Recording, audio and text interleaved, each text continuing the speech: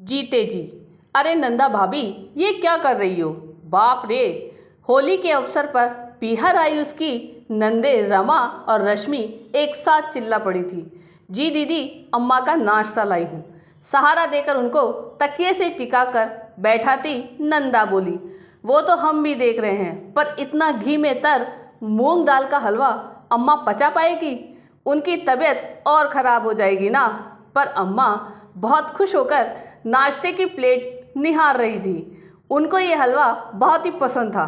वो उनका मुंह गीले कपड़े से पोंछती रही।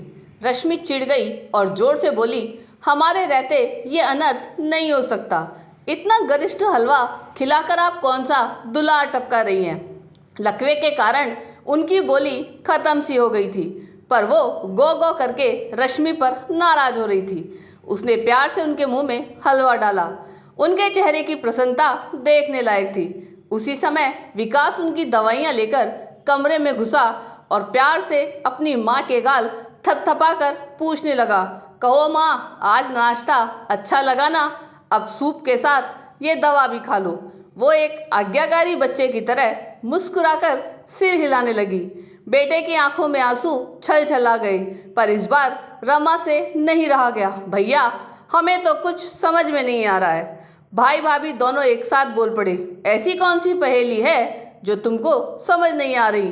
तुम लोग पहेली तो बुझा रहे हो, एक तरफ दवाएं खिला रहे हो, दूसरी तरफ ये हलवे।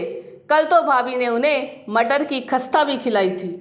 तो क्या भैया, ये गरिष्ठ चीज़ें अम्मा को इस बीमारी में वो दोनों बहुत परेशान थी। अब तक चुपचाप अम्मा का काम करती नंदा के मुंह से निकल ही गया, दीदी ऐसा है कि इतने दिनों से बीमारी और परहेज की मार झेलती ये बहुत कमज़ोर हो गई हैं, साथ ही चिड़चिड़ी भी हो गई हैं। उबली सब्जियां और सूखी रोटी देखते ही बच्चे की तरह मचल जाती हैं। उन्होंने जीवन भर हम सबको बढ़िया से बढ़िया खिलाया है, और अब हम वो आगे नहीं बोल पाई और सिसकने लगी। आगे बढ़कर विकास ने उसे पानी पिलाया और दृढ़ स्वर में बोला, अब ये ज़्यादा दिनों की मेहमान नहीं है। हम लोगों ने ये निर्णय लिया है, अब उन्हें उनकी मनपसंद चीज़ें देंगे। वो कितना सा खाती है, जो भी खाए खुश होकर खाए, हमारी खुशी इसी में है।